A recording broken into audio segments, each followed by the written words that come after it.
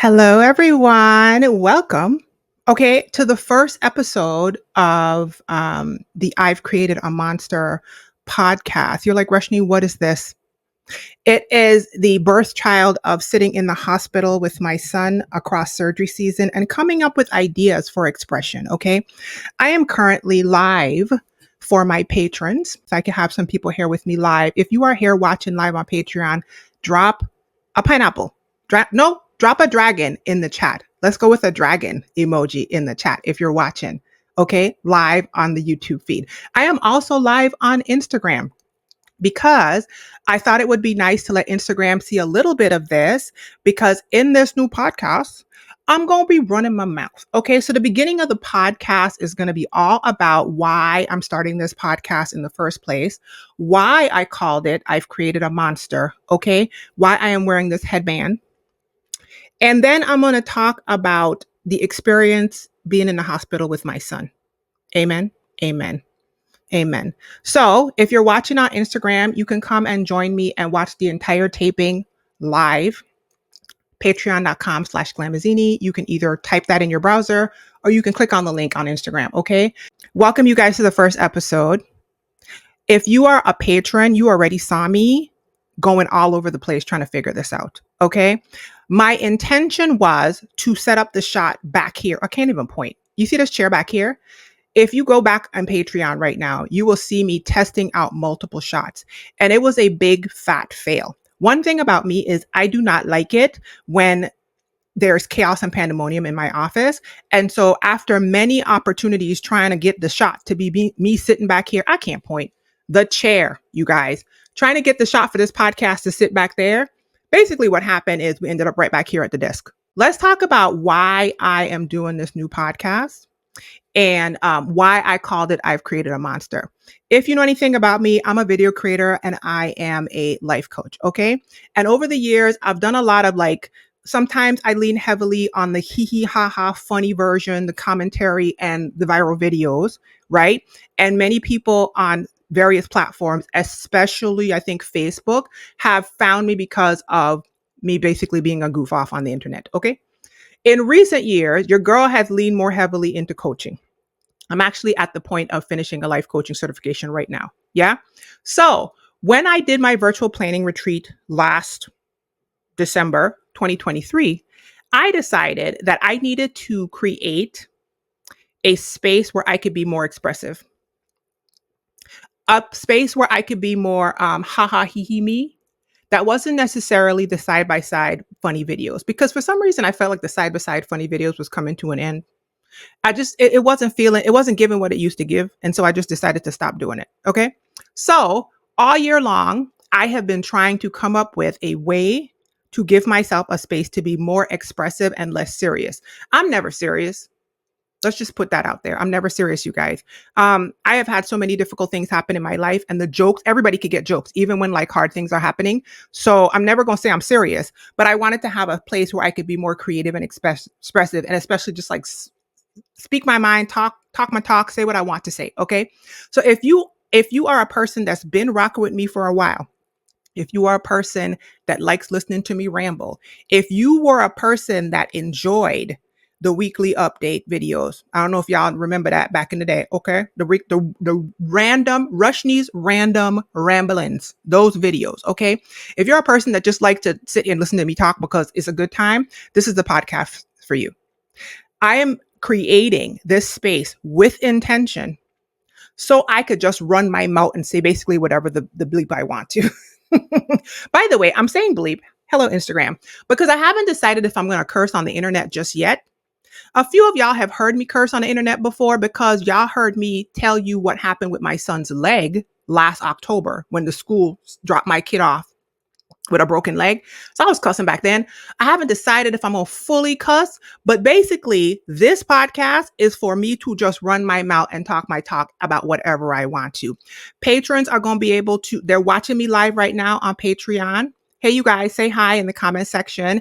Right now, I'm letting Instagram watch me live. If you guys want to join on Patreon, I would love to have you. Patreon.com/Glamazzini. Come over. I would love to have at least one new patron during this taping. That'd be amazing. You guys get to do it live with me in the comment section, and then I'm going to edit it if I need to, and I'm going to put it out on the platforms. There's going to be a video on YouTube because YouTube is my jam and I love me some YouTube. And guess what? I'm actually going to put this on podcast platforms too. Who am I? Who am I? Now let's talk about why I named this podcast I've Created a Monster. Okay? Why, Rashni? That's such a random name. Let me tell y'all something. I don't know if there's a name for this, but you ever seen that phenomenon when people have had something said to them that was supposed to diminish them and make them feel bad, like a derogatory statement? You don't know what I'm talking about? So like, for example, BITCH.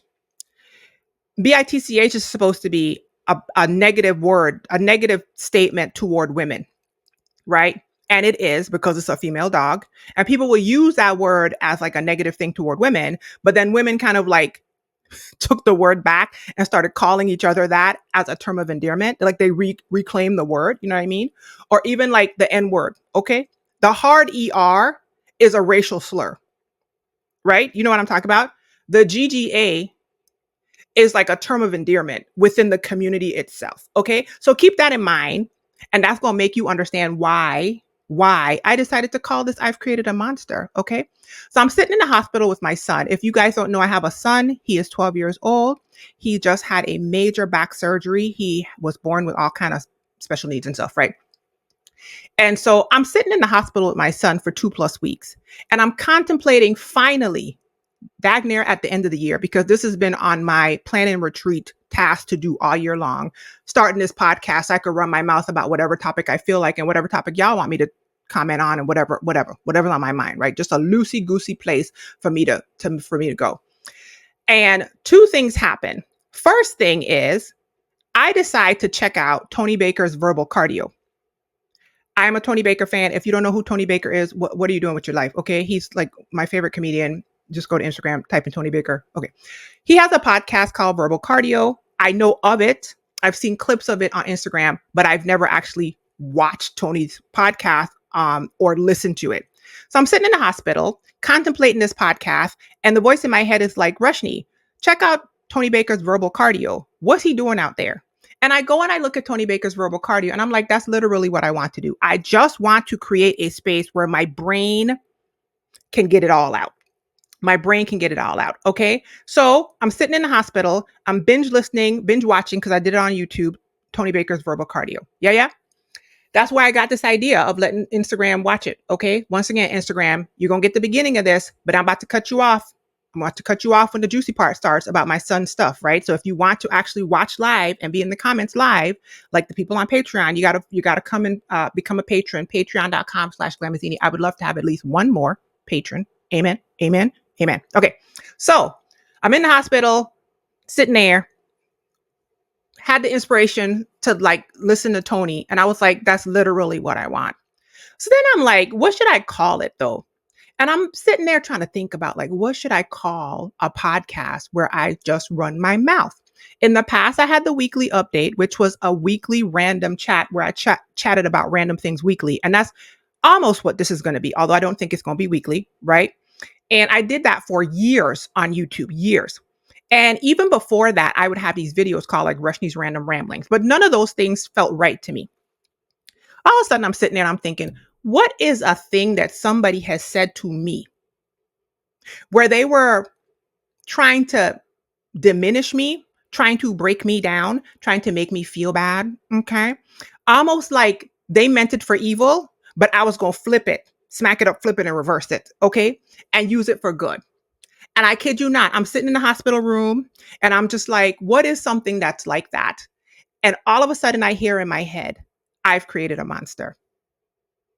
Now, let me tell you where I've created a monster has been said to me and how it was said to me and how I immediately knew that's what I was going to call this podcast. Okay, let's do it. So I have a person in my life who my entire life, you guys, has made comments about me in the sense of how much I talk, how my mind works, how my intellect is set up, my commentary, my little, my little, and I'm not going to call out the person outright because I'm still trying to, I'm still working on my expression. You know what I mean? I feel like the more I do this podcast, the more spicy I might become. But we starting out this episode 1. Okay, this episode 1. So this is where we are. All right. I'm not there yet. I'm not calling people out and dragging people all over the place. I'm not, that's not my spirit. Okay. I'm a pineapple. Anyway, so this person would always say to me that they created a monster whenever I showed up in my full, beautiful, robust, intellectual self. Okay. And over the years, they kept saying this thing to me from when I was young all the way up to recently. So let's fast forward now to a recent conversation I had with this person. And in that conversation, referencing the very same thing that I'm telling you about, how I show up, how I'm bold, how I'm courageous, how I be flapping my mouth, how I be saying stuff off the rip. I do. Okay. And most of the time, you guys have only seen that in the funny commentary videos. Okay. I don't script those. I don't listen, 99% of the stuff y'all have seen on this internet that's gone viral with me was off the rip, off the top. Okay. The way the brain be working. So I was having a conversation with this very same person, like a couple months ago, Rushni. Time is a social construct because we was in the hospital. We're going to get to that. And they said it to me again. And they said it to me with that same like judgmental, you need to know your place. You need to shrink yourself. The way you're showing up is like I've created a monster tone. But let me tell y'all something. The way that I'm 48 is set up, and yes, I said 48. Let's have a moment of silence.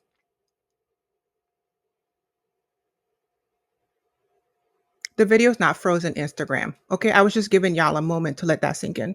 And also, I want to point out that there's cats on my shirt to match the ears.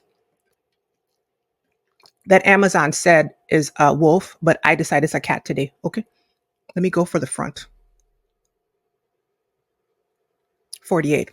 The way my I'm 48 is set up, I have been hearing what has been said to me in the past as a negative through healed ears. Okay.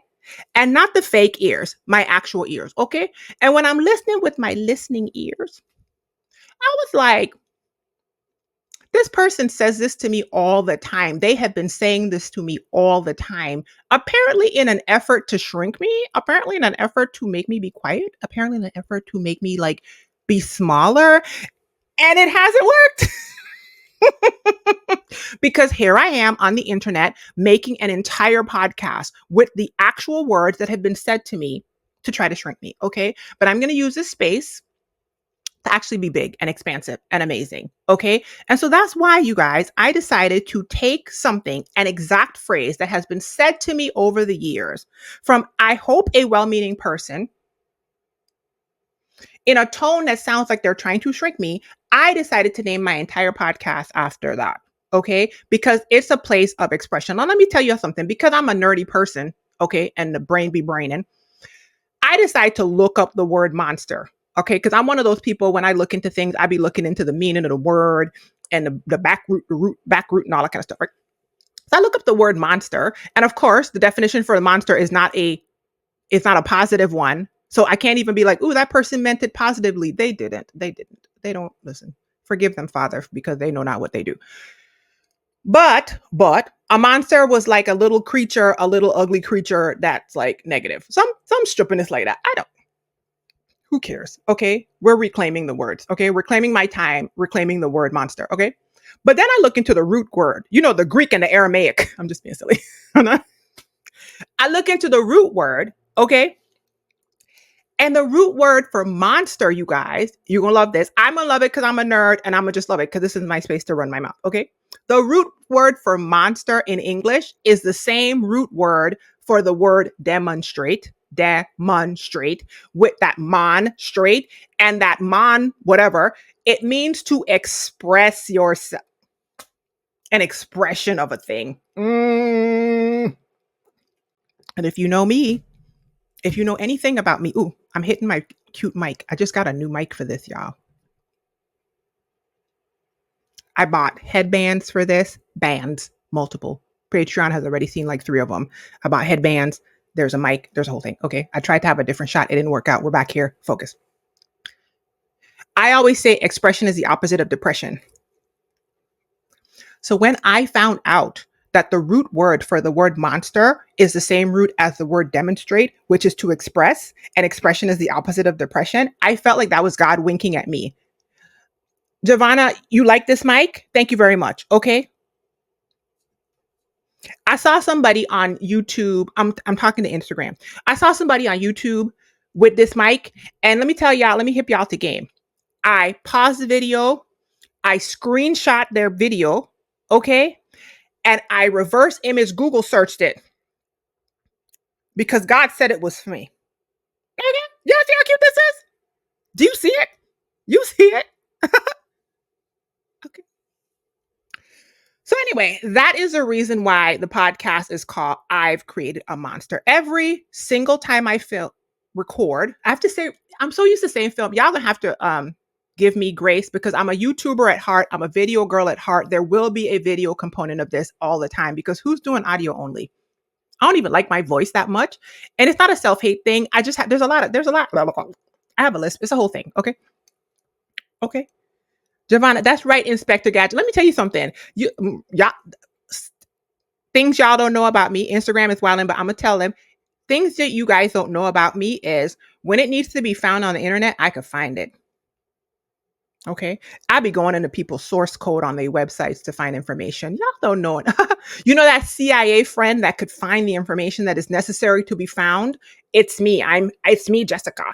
I'm in here. Okay. Anyway, that's what's going to go on. I think I'm going to record this every other week. That's what my brain is saying right now because now that surgery season is over.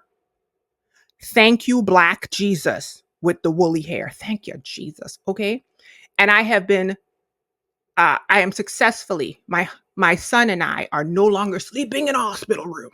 Okay. I am thinking that I'm going to record this every other week. The next topic we're going to cover is what went down at the hospital with my son. If you've been following me specifically on Instagram, I was showing you guys every day. I would put up a story in my stories on Instagram about our hospital stay with my son's surgery. And I don't know if you know this, it did not go as planned. Like for real, did not go as planned. Like we could have been having an entirely different conversation right now. And I would not have been sitting here all jipper with you guys because it was not okay. It was very much badly happening. Okay. So Instagram, I'm about to shut you off right now if I can figure out how, because I don't use this. Okay. I see it.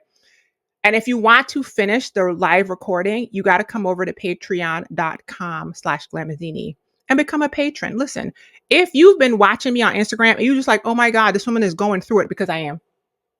And I would love to contribute to her and her son. That would be amazing.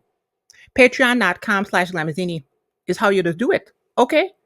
Don't talk about it, be about it. Anyway, I love you guys, and I'll see you in the next beginning of the recording. Patreon.com/Glamazzini. I would love to have at least one more patron. Okay? Bye, you guys. She's back. She's back. Now, y'all, let's talk about what happened with my son during his surgery at the hospital.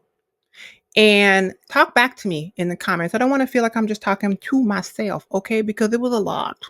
It was a lot, okay? So let's start from the beginning. My son is 12 and was born with spina bifida. Spina bifida is a birth defect of the spine. It can be at the top, it can be at the bottom.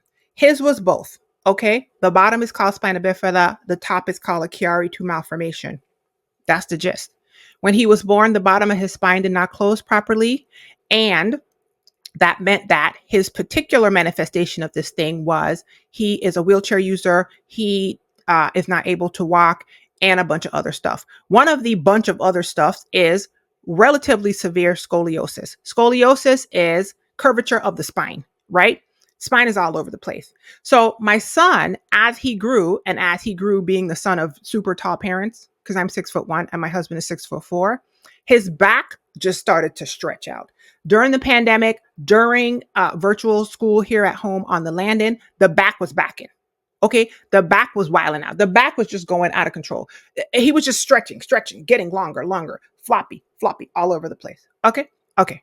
So over the years, as his mom, we have had specialists that we work with to make sure that my son is healthy, because there's a lot of moving parts when it comes to a kid with special needs, one of which is ortho. And ortho has been following the health of his back. Yeah. So all these years, I have been aware that my son was going to have a surgery on his back. And the surgery that they told us was going to have to happen was an entire spinal fusion. Some people have a partial spinal fusion, meaning only part of their spine. I have a friend that like the base of her neck to like middle of her shoulder blades have been fused. And I'll explain to you what that is in a second.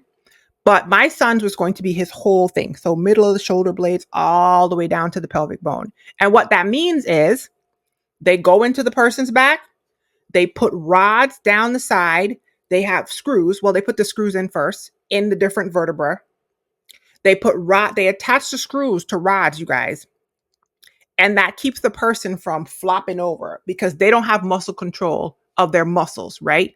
So we were going to my son's orthotist for years. I'm talking about 6-7 years.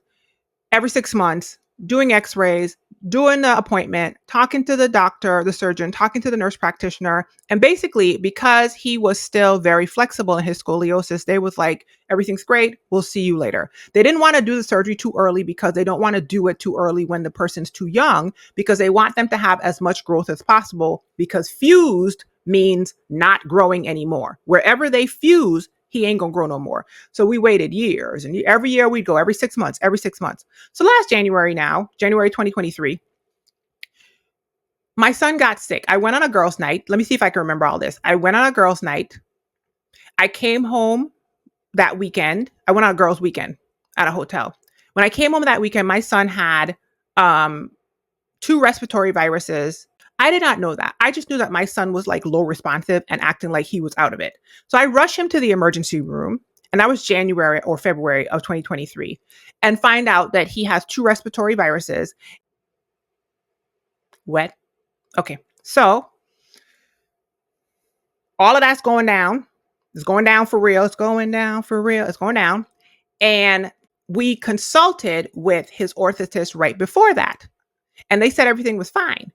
But while we were in the hospital, the doctors were like, the fact that he has scoliosis and he's flopping all over the place like this is part of what made him susceptible to these respiratory viruses. Okay. And I was like, oh my God. Now, listen, let me tell you something. The years prior, we were buttoned down when it came to quarantining for COVID, because something in my brain said, if a person has a floppy torso, it must be affecting their lungs some kind of how. I need to make sure this kid is okay before I release him back into the atmosphere. And turns out I was right.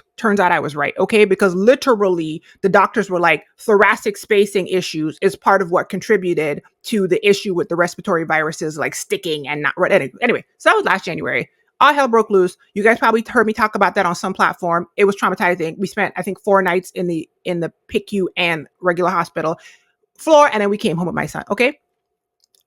End of last year, we end up back in the hospital for 4 nights. You heard me reference it earlier, because the school dropped my son off on October 17th of 2023 on my doorstep from the bus in respiratory failure with a broken leg, and nobody noticed. I'm not going to go into all that. It was traumatizing. There are videos about that out on the internet. Okay. So anyway, all of that to say that every single time this kid got sick now, it would be like, all these oxygen issues. And we believe that that was happening because, like I said, tall parents, long back, no muscle innervation, severe scoliosis. Okay. So now the doctors are like, we got to do this spinal surgery.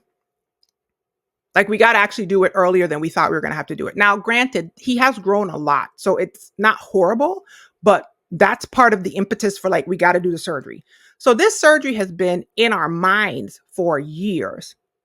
Surgery has been on the books since last October. I think the first date they put on the books was last October. I think it was the 23rd, October 23rd, 2023. I don't remember why it moved then. Several of the moves was us trying to move it around for convenience, okay? Because the man had a broken leg, okay, on October 17th. And then, and that was not our doing. And just, trying to make sure that he had enough of school, right? Being a special needs parent ain't no joke. Okay. It ain't no joke. Y'all think this is a game? This ain't a game. This is not a game. Okay. So last October, all that stuff went down.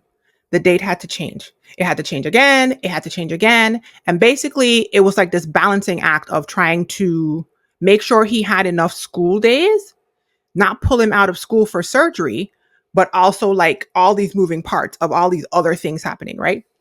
So now here comes May of 2024. We're at May of 2024. Surgery was scheduled, I believe, for the 30th. The dates are going to be mushy because there's a lot going on. Surgery was scheduled for the 30th, and I did everything in my power to make sure that my son was going to get to this surgery on the 30th. I thought the timing was going to work out really well because I thought the healing would happen over the summer and he wouldn't miss any school. Of course, the week before surgery, we did all the things that they wanted us to do, all the preliminary, all the things. I'm not even going to go into all of that. And then, like the day after they approved that he was ready for surgery, he got a respiratory virus. Now, I'm not going to go into how he got the respiratory virus because it was preventable. And we're just going to leave that where it is, okay? So it had to be changed. Again, the date was changed to August. So all summer long, if you were watching me on my other platforms, that's why you heard me saying like, oh, okay, surgery has been postponed, surgery has been moved, yada, yada, yada. Yeah? So then August comes around and we are prepping for surgery again. And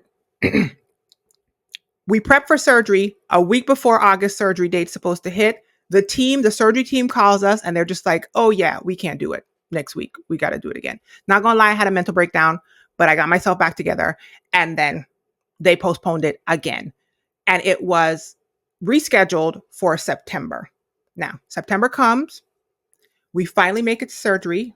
We go and we do a procedure the day before, had a little issue with that, got it worked out. Take our butt down to the hospital, the butt crack of dawn, the day of surgery, okay? I'm not going to lie, I am so nervous. I said a prayer. I was like, God, listen, I need your best outcome. This whole thing, I just need your best outcome. I'm freaking out. I don't know if you've ever had like anticipation about something that like you've been waiting on for so long and you don't know what the outcome's going to be. And it's like a huge, big thing and it's kind of scary. Okay. And you have to realize my son had a lot of surgeries when he was a baby, like 2 years old and under. He had a lot of surgeries, but he was now 12. So we had 10 years. We had 8 years of no emergent medical stuff per se, and 10 years of no surgeries, right? And it's a little different when you have a baby because like they aren't as conscious of like what's going on. But now I have a 12-year-old who's a preteen who like has a favorite color and has friends and has likes and dislikes and is more expressive and conscious. So it was just a whole different. Okay. So anyway, I pray and I'm like, God, listen, I need your best outcome. Whatever that outcome is, I'm willing to walk it out. Well, I don't know why I said that because you need to be careful what you ask God for, especially if you ask him for his best outcome, because sometimes his best outcome is not going to come the way you think. So we go down to the hospital. They do all the prep. We're all nervous. They take him into surgery. We waiting in the waiting room. We don't even have like a hospital room to wait in. We just got to sit in the waiting room. Okay. They give us this app that's going to like you could opt in for getting pictures or text messages from the operating room, pictures or video from the operating room, right? So we opt in, however, and we're getting the preliminary updates from the app. Not only that, in the waiting room, there's like a board with all the different surgeries that are going on in the OR and like their statuses. Okay. I'm sitting there. I can't eat. I can't have coffee. I can't have like on surgery days, I can't watch them wheel my son into surgery. The way my nervous system is set up, I used to do it when he was a baby and it took me clear out. So I just decided to stop doing it. I don't watch. Okay. So I'm sitting there. I can't eat. Nothing. Like everything is just right. Sometime, I'm gonna say a couple hours in, they call us from the OR. They're like, everything's great. We got this set up. So it takes them like 2 hours to start the surgery. There's all this stuff they have to do beforehand. Okay. Everything's fine. Everything's great. Thank you, Jesus. After the surgery starts, I don't know the timeline, you guys, but I know some of it, but some of it's a blur. Okay. We had a glitch with the app that was scary AF. Okay. The app is sending us information from the OR, pictures, etc. And I personally don't want to see any gory pictures of my son's surgery, but my husband wanted to see like whatever he could. So the way we had it set up is whenever the app thing would come in, he would check first to see if it was something I'd be like, and then he would let me know whatever. So we're getting updates from the app. We're getting like, everything started, pictures of the OR and then working or whatever, like far away. I can't see my son. They had actually sent a picture of my son before they started surgery and before they like hopped him up with anesthesia with his thumb up like this. All right.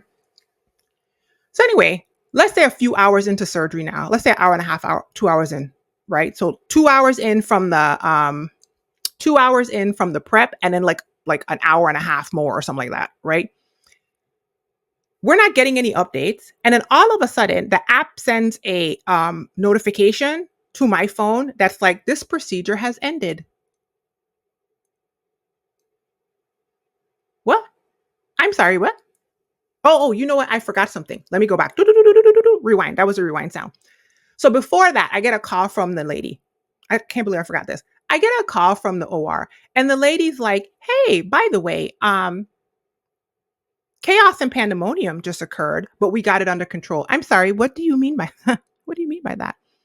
You guys, this woman is like, yeah, so your son bled out on the table, and his heart rate plummeted, and he lost like half his blood, but we got it all under control. Like we had to give him a transfusion, and like he's fine now and he's stable. And I was like, I'm sorry, what? And we've decided that we're going to continue with surgery. To which I'm like, what do you mean we've decided we're going to continue with surgery? What does that mean? And I remember saying to her on the phone, I was like, I'm sorry, does that mean that you guys could stop surgery midway, even though you haven't finished? And she was like, yes, if the doctors decide that it's not going well, they could literally have opened my son's back, started surgery, you guys, decide to just stop and just stop. So at that point, I was like, what?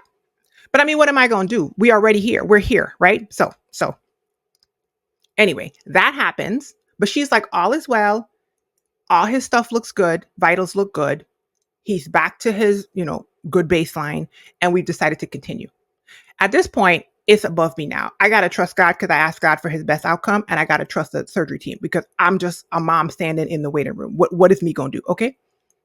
After that, so like 30, 40 minutes after that conversation with the lady, that's when the app decides to throw me a notification saying this procedure has ended.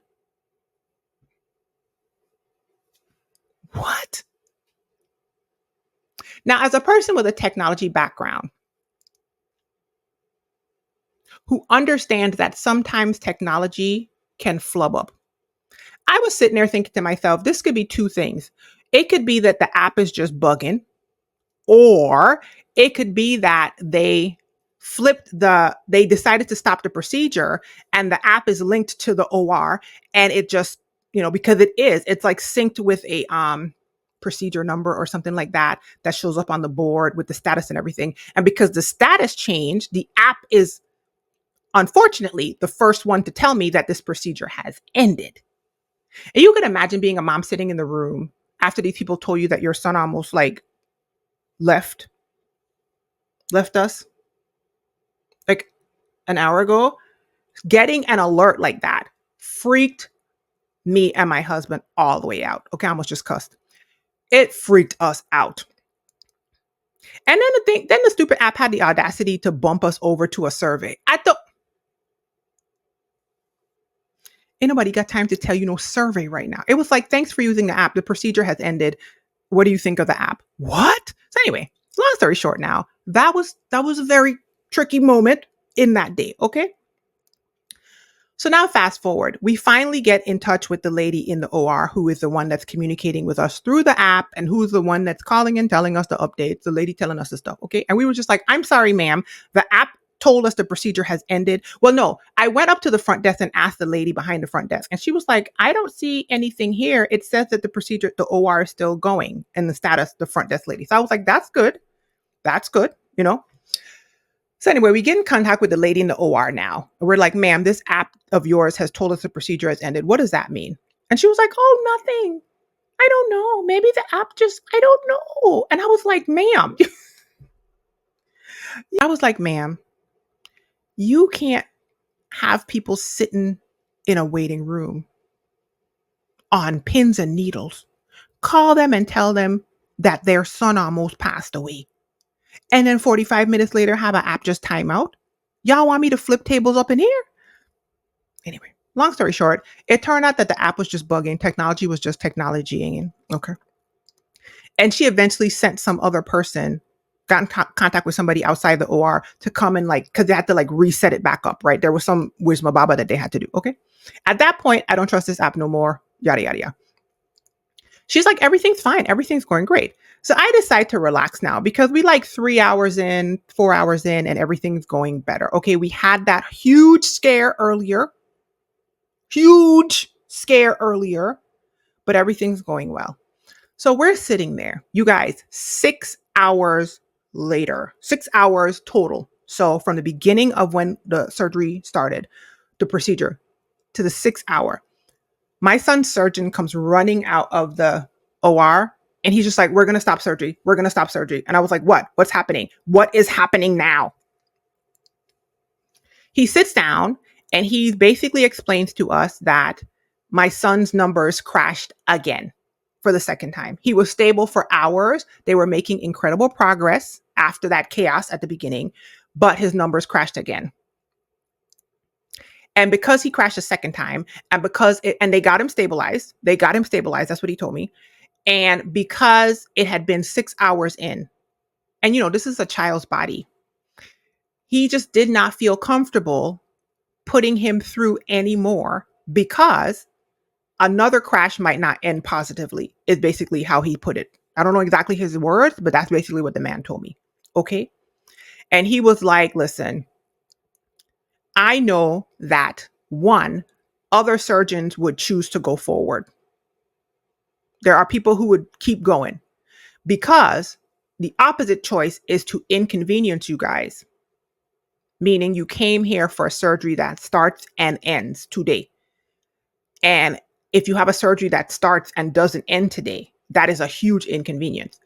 But he told me, he was like, listen, I always ask myself, if this was my child, would I continue going on with the surgery if this was my child in front of me going? And he was like, because if it was my child, I would not do it.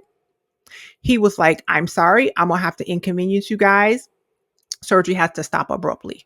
Now, I didn't exactly know what that meant. When the woman had said earlier to me that there was a possibility that they could stop the surgery mid-surgery, I was like, what does that mean? I just had this vision of so you guys open my son's back for nothing and put some of the stuff in there, but not all, right? And that seemed so improbable. It seemed ridiculous, but you guys, that's literally what happened. Do you hear me? That's literally what happened. So the thing I thought was ridiculous hours before that is literally what happened. They opened my son's back. They put in a whole bunch of stuff and they didn't finish.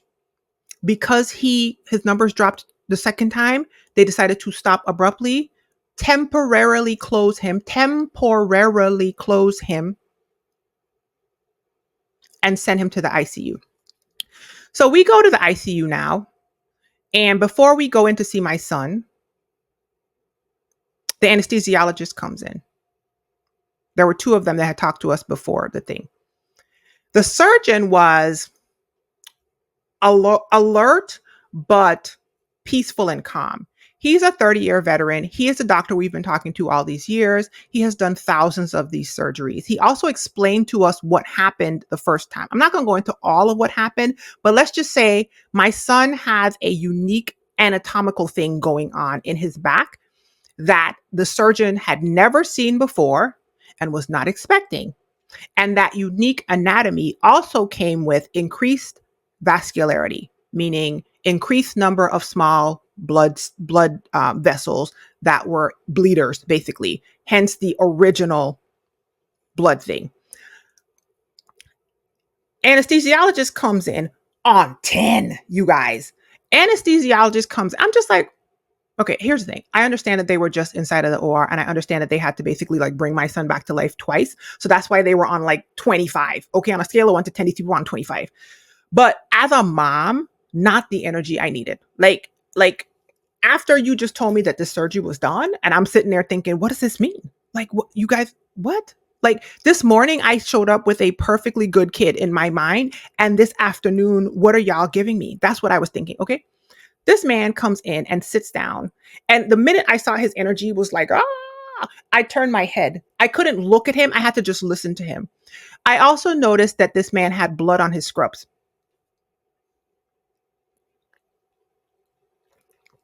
I mean, not like a ridiculous amount, like he was covered, but a large enough amount that it was noticeable. And I immediately turned my head. And I thought to myself, you could have changed that.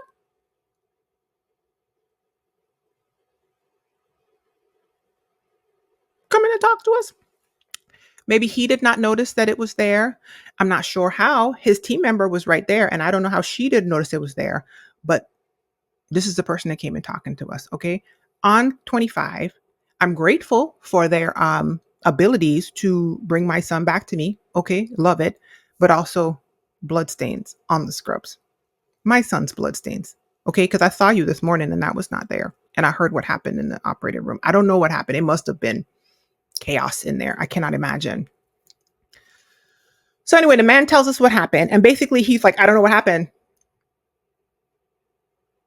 So the first time that my son's numbers dropped, we were told it had to do with the anatomical anomaly that they've never seen before. That is actually quite interesting. We had the doctor come and explain it to us a whole lot more later, but basically it's like half of a person with spina bifida, half of what you expect from a person with spina bifida and half of from a person that's like typically developing. So like part of what's going on in my son's back is what's going on in our backs.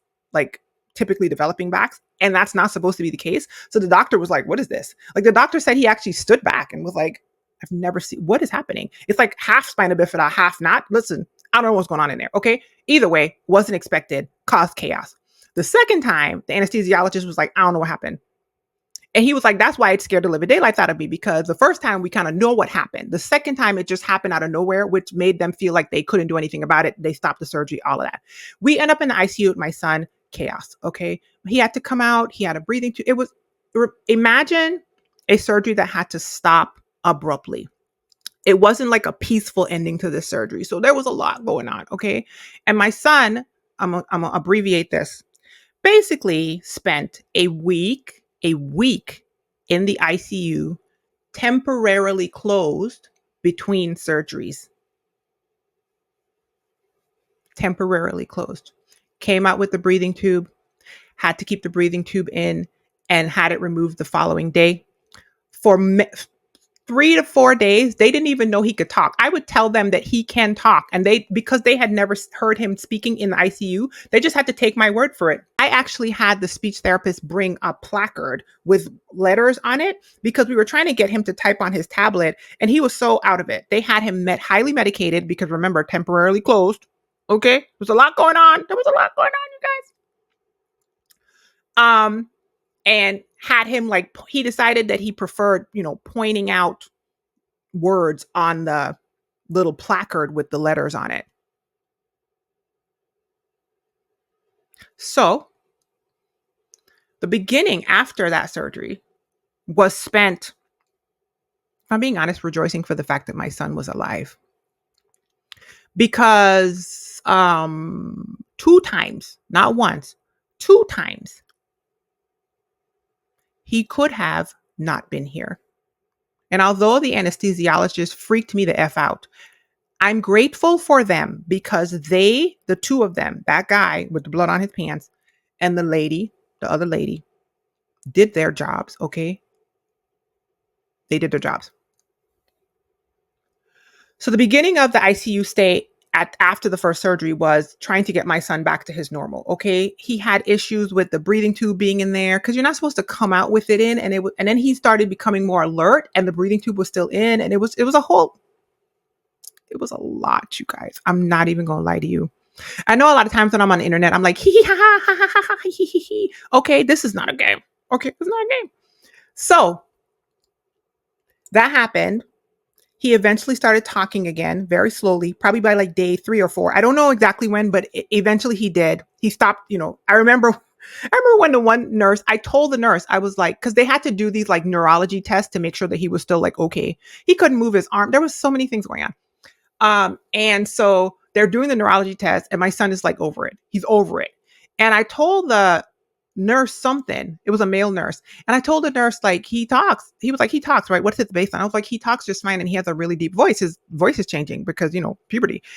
And my son was over it. And I remember the first time the nurse heard him talk, like 2 or 3 shifts later, he was like, what the? Because, this kid is not talking. Anyway, he couldn't sit up. He couldn't lay up. He had to stay in a very specific position where they had to rotate him because remember now his back is temporarily closed.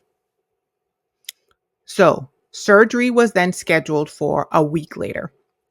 So we spent that whole weekend all into the next week doing that. And the second part of that ICU stay was working with the doctors, trying to figure out what the heck happened so that we could get him back into the OR and finish the surgery. Because you guys, as you hear, this little boy could have gone back into OR and the same thing could have happened again and still not finish, the surgery. And after this happened, I made a comment in one of my Facebook groups, and without even knowing any of this, somebody pointed out that happened to one of their family members, meaning their family member went in for a back surgery and their heart rate dropped. And apparently they didn't finish the surgery and they never finished the surgery, meaning this person went in for a surgery that was never done, never completed. So anyway, that happened. We worked with all the teams. Endocrinology, hematology, pulmonology was tripping. I don't know what that was about. I don't want to talk about it. For some reason, when you're in medical spaces, I get a lot of different responses from people depending on, I don't know. I've said this before to you guys. I'm 6'1". I don't know if you guys know this because y'all always see me. I'm a talking head on the internet. Okay. So I'm a tall, dark skinned Caribbean Black woman in Missouri in our Bible Belt red star. Okay. I get varying responses from people in medical spaces. And for some reason, thank God, most of this experience was positive. I've had pretty negative experiences before, but for some reason, the pulmonology people was tripping. I don't know what that was about. So whatever. But basically, we touched base with all the ologies, and all the ologies came together and did what they had to do to get my son's system up to the point that he was actually better than he was when we brought him in. Specifically with blood stuff. They came up with all of their theories and suppositions as to what may have caused the bottoming out, which was all only theory and supposition at this point. You have to realize, as his mom, I'm still about to let y'all take my son who's been lying in this ICU with his back open. Temporarily closed, you guys. Take him back into this operating room and try again without knowing what's about to happen. Not okay. Not okay. So anyway, that's what happened. A week later rolls around. We wake up at the butt crack of dawn like we do, and we get into this operating room. And we sit in the same waiting room. I don't have coffee. I can't eat all the stuff. I didn't tell you guys this, but let me share this with you guys. If you guys have ever heard my birth story, and I told you guys about my friend that came into the OR with me after I had my C-section and my husband had to go to the NICU with my son, and my friend came in as a surprise. I didn't know she was coming in. That same friend came and sat in the waiting room with us the entire time for both surgeries. 16 hours total across 2 days. Across like 2 days on a week. That's a friend, okay? And if you watch this, I love you. Hi, girl. Okay, so anyway, second day comes around, take my son in. I do what I got to do to keep my fleeting sanity. And everything goes perfectly. I know that sounds anticlimactic. 2 hours in, we get a call from them saying they've set it up. Because remember, it takes 2 hours to get him set up with anesthesiology and like ortho, how they have to position him and the whole, like it takes 2 hours before they can even start the surgery. 4 hours, ortho finished what they started. He was stable the entire time. Thank you, Black Jesus. Okay. And then 4 hours of plastic surgery. Why plastic surgery, Reshni? Because my son was born in spina bifida, and the way that his back closure closed when he was a kid, we left the NICU with him at 5 weeks, and it took 5 months for his back to close because there was literally no skin on the bottom of his back. The bottom half of my son's back had no skin on it when he was born. Okay. Was not your typical spina bifida closure. And so I, as his mom, was wet setting a wound, a open wound for 5 months when he was born.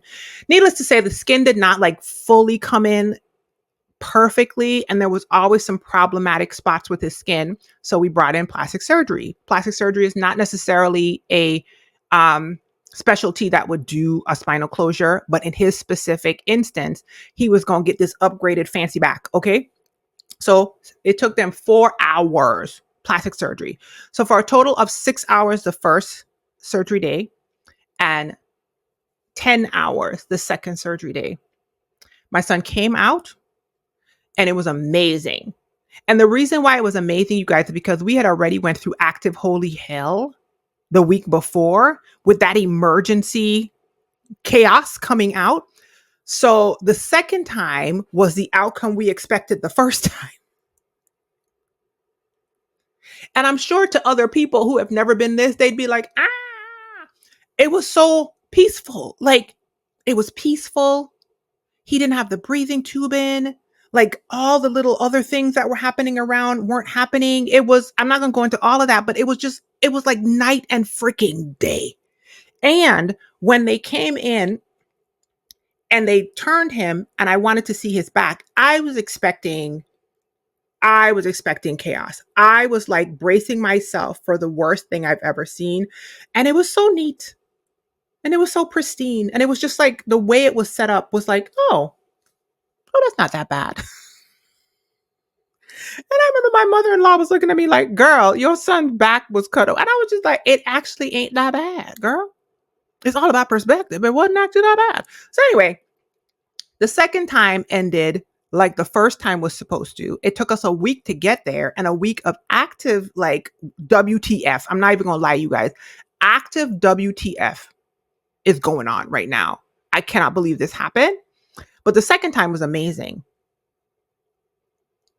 By a couple days out, he was sitting up with physical therapy, 10 minutes on the edge of the bed. He was loopy. He was confused, especially because from what I understand, they're not used to balancing their head in the center on the muscles of their neck like we are. We learn that as babies, right?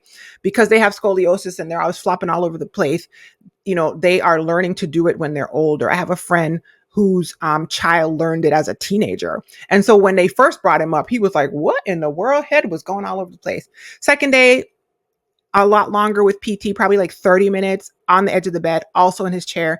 And by the fourth day after surgery, you guys, this kid was in his wheelchair all over the hospital for like 6 hours.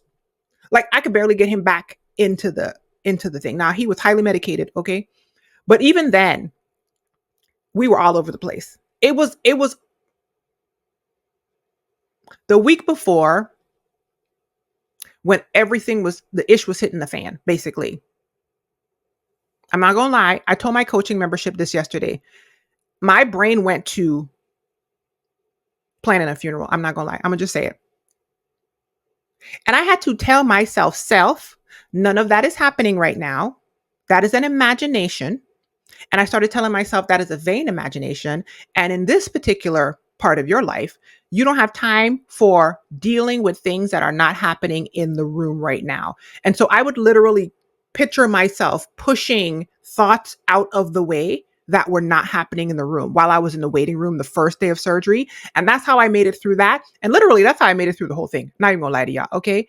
Because why am I making a mental plan of a funeral that would have been wasted energy, okay? Because my son is downstairs and he's fine, okay? He's downstairs and he's fine. So anyway, to go from that to like literally a week and 3 days later, we're in a garden in his wheelchair, just chilling.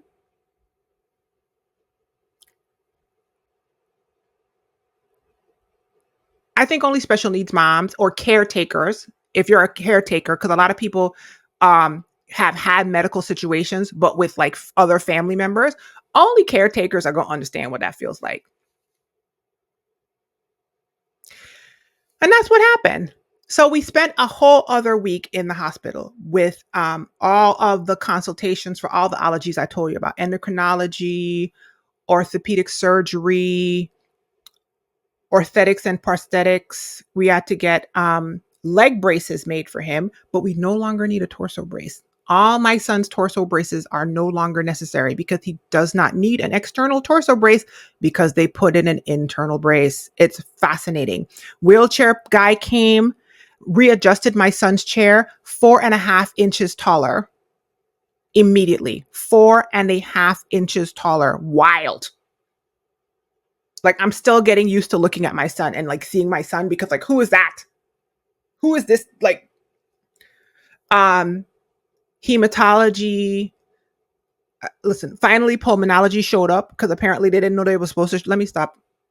No, let me say it. They didn't know they was going to show up earlier. And when I asked why they weren't showing up, they made it seem like I was talking crazy. And then later they were like, oh, oops, whatever. Anyway, all the allergies. And on October 8th, so just short of 2 weeks, we left the hospital with my son. Okay. And now we have been at home for, what is this? 2 weeks, actually 2 weeks to the day. 2 weeks to the day, because today is 20. No, tomorrow will be 2 weeks to the day. Today's 21st. And my son is healing. We've had one appointment with plastic surgery because they are the ones monitoring his wound, because they're the ones that did the closure. And as expected, the top is healing beautifully. The bottom, which was the tricky part, we still got a little work to do. Okay, so we had a little regression when we went to them last week, and they were like, "Hey, we need you to like not have him sitting up as much." The man likes to sit up, as evidenced by the fact that he was in the hospital kicking it 3 days after 3 to 4 days after surgery. 6 hours in the chair. We were like, "Sir, relax. Okay. I mean, we know you're approved," but he was like, "Get me out of here." It's funny. He was, that little boy was like, "When I get in my chair, I'm leaving." He had all plans to get the heck up out of Dodge. And I had to ask him, I said, "I'm sorry, Zion, who's going to drive the car? And you are wearing a hospital gown. So how's that going to work?" And he was just like, I hadn't thought about that. That man was like, "Put me in," because you have to remember, he was laying on his back for a week. Couldn't sit up, couldn't get out his bed, nothing between the surgeries. So when he finally could get up, he was like, "And I'm leaving,"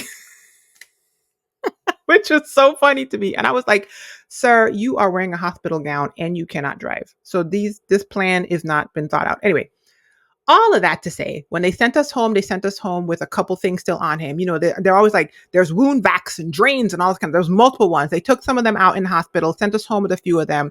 One more of them was removed last Thursday when we took him in, and they changed his dressing. And ironically, right after I finished this recording, which I'm about to wrap it up,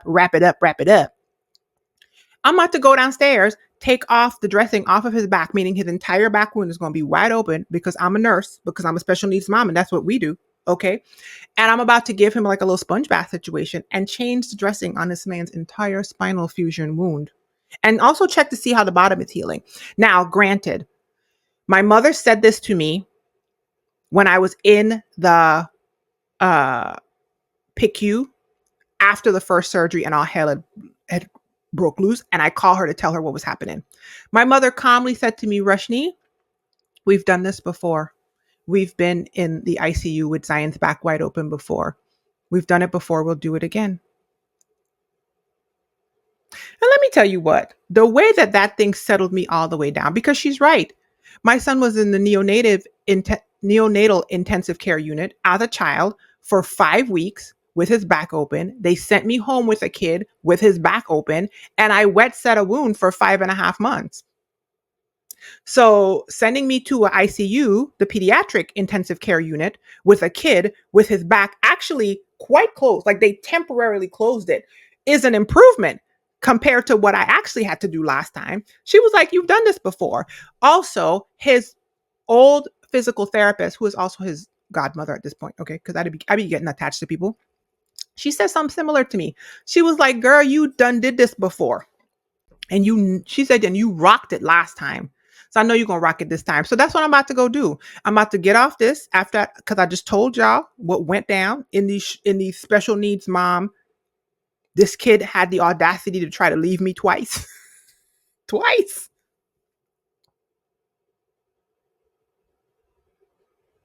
You know what's wild? In between the surgeries, when all the stuff was going on, I was like weirdly peaceful. And I've already had a session with my therapist and talked her through like whether or not I was handling this in a healthy way or if I was checking out. And she assures me that what I did was advanced. Like when I talked her through like what was going on in my mind. But a couple of times people would point out, like, you seem like you're chill. And I don't know if it's because they expect the mother in the person in the role of mother to be like losing their mind or like hysterical. I don't know what they expect. Okay. And I was not. I was nervous. I was anxious. I was worried. At some points, I was crisis building and having to like move the thoughts out, like I told you guys. But I was peaceful. And let me tell y'all something. This will bless you if you let it.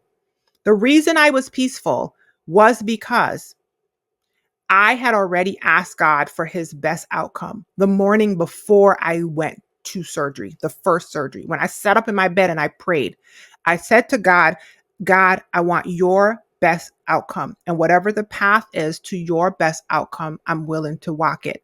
So when all of that ish was hitting the fan, I remember being in the elevator or in the bathroom or just in the room with my son and just talking to God in my head and being like, this is a wild path to your best outcome. I'm assuming you taking me to your best outcome. Okay. Now, when I thought that this poor child had left me, when all that stuff was happening in the OR the first time, I remember in my head being like, God, this is your best outcome. I had that concept of God's best outcome like stuck in my brain. And it's honestly what made me not fully unravel or not let negative imaginations take a hold. So I don't know if that's going to help anybody, but listen, that's how I did that. So anyway, at this point right now, my son is downstairs. We have our next follow up sometime this week. I got to look on the calendar to check and see how the back is healing. I'm about to go downstairs, like I said, and put on my gloves, sanitize, put on my gloves, and pull out all my wound care stuff. Okay, because I be amassing wound care stuff like I'm a nurse, and take care of my son's wound on his back. And ultimately, I feel like, and this is how I'm going to wrap this up. I'm going to wrap it up. We are literally living right now and living out what I asked for, which was God's best outcome. And listen, you can't be mad at that. Okay? You can't be mad at that. That's it, you guys. That's the first taping of the I've Created a Monster podcast. I hope that you enjoyed it. I don't have any specific way how to end this, so I'm going to go ahead and end it right now. If you are watching on YouTube and you would like to be live in the recordings in the future, become a patron. Patreon.com/Glamazini. Half of the money goes to supporting me as a creator and, of course, as a special needs mom, so I could buy more of these wound care supplies. Okay? And this child is a preteen. He's eating me out of house and home. SOS. The other half of the money on Patreon is a fund that I have been amassing to support another Black woman on her healing journey. And at this point, we have about somewhere between $400 and $500 in it because I've taken the money from this whole year. Okay.